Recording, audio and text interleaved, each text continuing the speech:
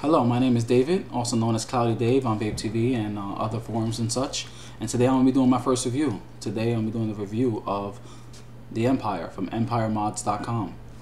Now let me say a quick something. I'm wearing glasses not because I want to look cool or anything like that. It has nothing to do with style, even though they do look pretty good. I have to say so myself. My eye got jacked up because I went to sleep with my contacts, so it's in a lot of pain right now, and if I have any kind of brightness hitting my eye, it just starts tearing indefinitely. So I didn't want you guys to have to look at that, so I put on glasses.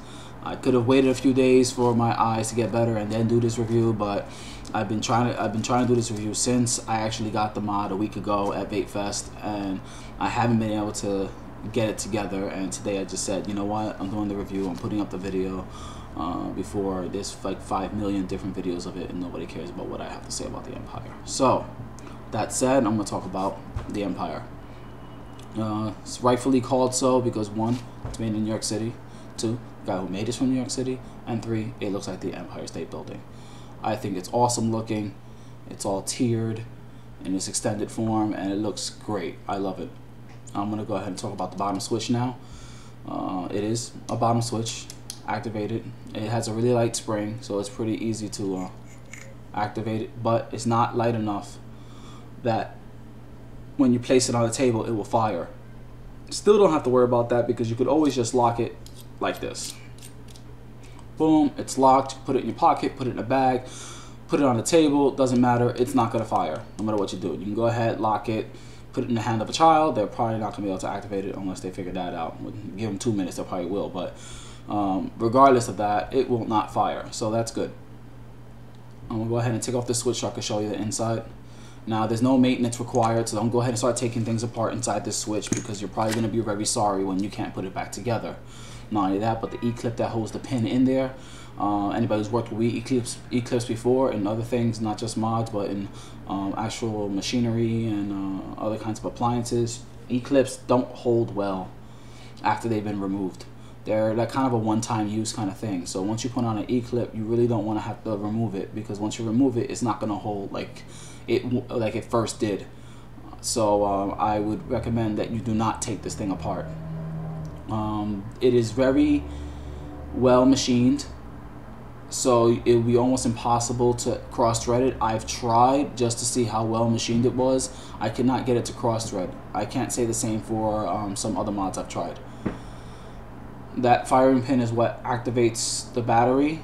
It makes continuity, so on the lock position there is no way that this can activate. The spring is covered with a Duralin cap. That way the spring is not making contact with your battery and you're not losing any power to the actual resistance of the spring. You're getting a direct connection from your battery to the atomizer. So I'm going to go ahead and put that back on. But before I do that, let me just show you the greatest feature of this mod is you can use multiple batteries. Now, right now I'm using 2 LiPo 4s for 6 volts, but I can go ahead and screw it up or down. So I can put 2 16340s in there for 7.4 volts.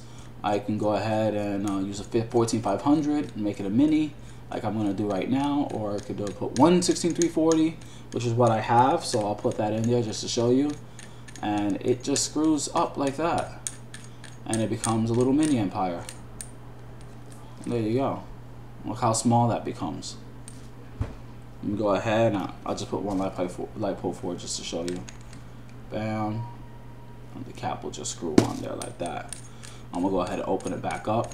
And it's really smooth. He put a little mineral oil in the threads just to make it even smoother. But to be honest, once that mineral oil is long gone, I'm pretty sure it's going to go back and forth really easily.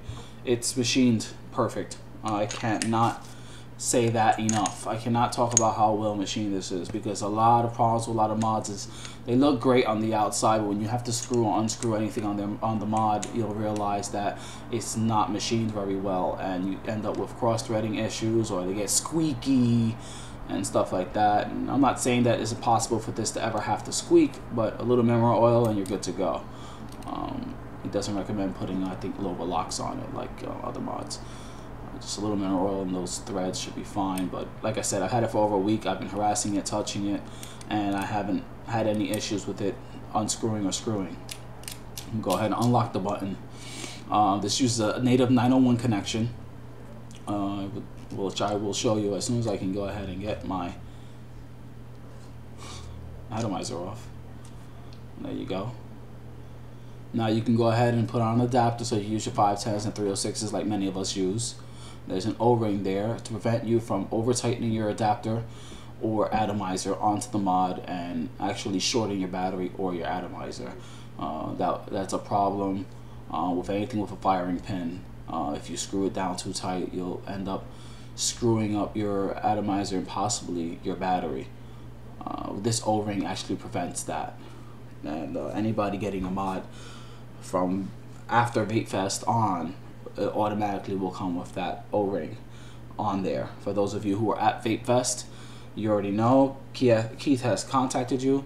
He has gotten your address and he has mailed it to you, the O-ring that is necessary to protect against retardedness of screwing down your atomizer too tight.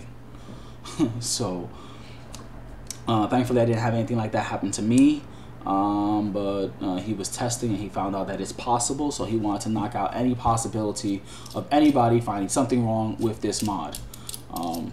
Other than doing the dishes, there's nothing this mod I could knock this mod for. It doesn't do my household chores for me. It doesn't go to work for me.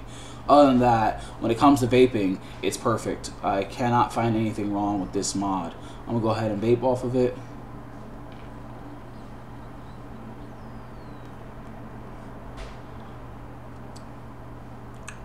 Hits every time, never have a mistake, a misfire, never have a press the button I didn't get anything unless I did screw it down on tight.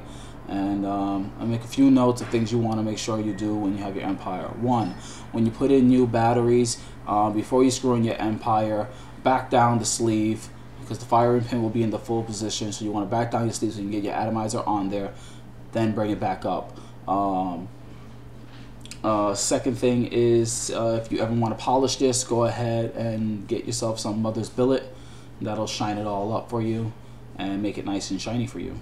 And then 3, this is a drip shield, which I'll be doing a separate review of, but it's basically there to prevent juice from leaking all over the place. It really fixed the 901. Like I said, I'm going to talk about that in another video because I can do whole 10 minutes just talking about the drip shield. And it is awesome. You get it at empiremods.com, and he should be selling it with a drip shield and at least a drip shield. He might go ahead and throw in a 901 atomizer or and a drip shield and an adapter if he feels like it. But to be honest, for the price that you pay for such a well-machined mod, if he just gave me the mod alone with a drip shield, I would have been just as happy because it's performed great. Go ahead and get yourself one at empiremods.com. And to all you people out there, thank you for watching my first review. Thank you for bearing with my glasses, and I'll see you next time. Thank you. Bye-bye.